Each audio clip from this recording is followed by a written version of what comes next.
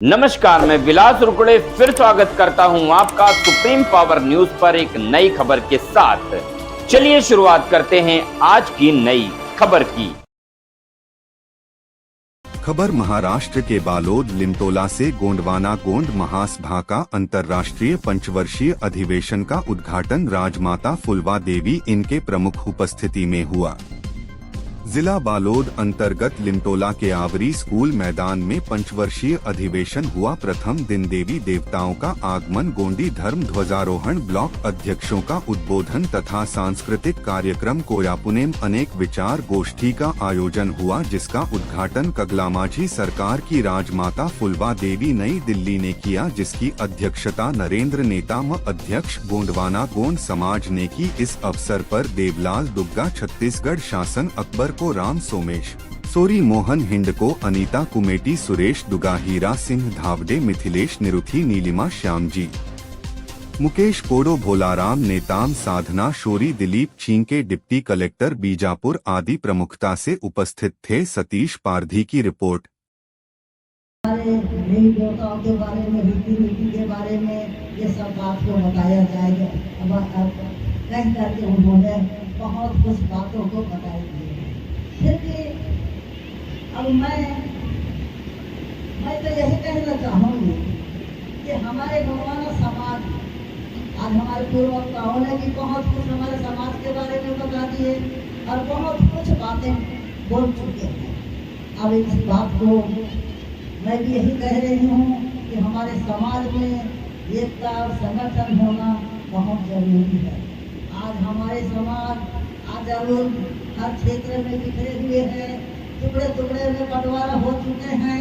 हमारे में एकता नहीं होने के कारण आज हमारे पूर्ववक्ताओं ने बहुत जोर शोर से अपने अपने बातों को रखे और अपने अधिकारों के लिए बात किए, अपने हकों के लिए बात किए और अपने आगे बढ़ने के लिए भी बहुत कुछ बातें उन्होंने आप सबको बताई चुके हैं। तो बहुत अच्छी बात है कि मैं भी यही कहना चाहूँगी कि हमारे समाज में एकता होना बहुत जरूरी है और हमारे जो आने वाली पीढ़ी है इनको भी अपने परंपरा के नीति नियम रीति रिवाज बताना या समझना इन लोगों के लिए बहुत अच्छी बात है। जैसा दुर्गा जी ने हर चीज को तो खोल करके हर बात को बताई दी है, तो जरूर उनके बताए हुए बातों को भी मानना चाहिए और उसके अनुसार हम बुजुर्ग लोगों से यही कहना चाहेंगे कि अपने बच्चों को इसके बारे में जरूर बताएं और समझाएं। और आज रह गया देश और समाज के बारे में, तो हमारे समाज में जब तक एक कर संगठन नहीं रहेगा तब तक कुछ नहीं कर पाएंगे। आज हमारे समाज के साथ में कई क्षेत्रों में किस प्रकार की शोषण हो रहा है, किस प्रकार की अन्याय होता है, किस प्रकार के अत्याचार होता जा रहा है। इसके लिए भी समाज को सावधान होना पड़ेगा। समाज को संगठन रहेगी समाज, तभी हमारे समाज आगे कुछ कर सकता है।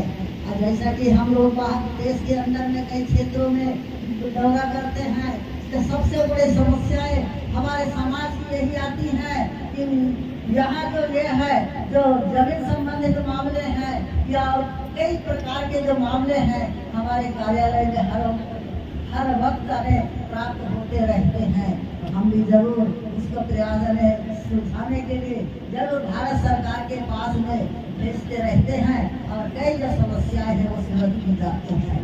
तो भाइयों, जब तक कि आज हम देखते हैं कि हमारे समाज के साथ में, तो हमारे समाज हम जरूर कहते हैं जल और जंगल हमारी है, जल जमीन जंगल हमारी है, लेकिन देखा जा रहा है तो ना तो यहाँ जंगल रह गया, ना तो जमीन रह गया, ना तो जंगल रह गया।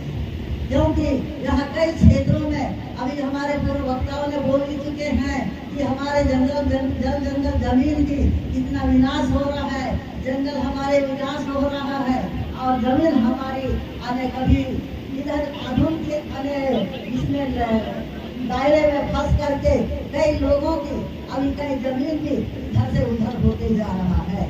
इसके लिए भी समाज समझे और समाज में संगठन और एकता होकर के ऐसे जो कुरीतियां हैं, ऐसे जो अन्याय है, इसके लिए संगठित होकर के आवाज उठाए ताकि हमारी समाज तभी आगे बढ़ सकती है, तभी हमारे समाज अपना संगठन के माध्यम से उस अन्याय के खिलाफ आवाज उठा सकती है।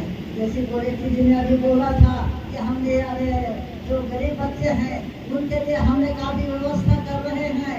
अपने क्षेत्रों में जो अनपढ़ है, जो जिसके पास साधन नहीं है, पढ़ाने की शिक्षा हासिल नहीं कर सक रहे हैं, ऐसे ऐसे बच्चों को हम शिक्षा दे रहे हैं। इसी प्रकार के हमारी भी एक संस्था है, अखिल भारतीय माता वृंदावन समाज।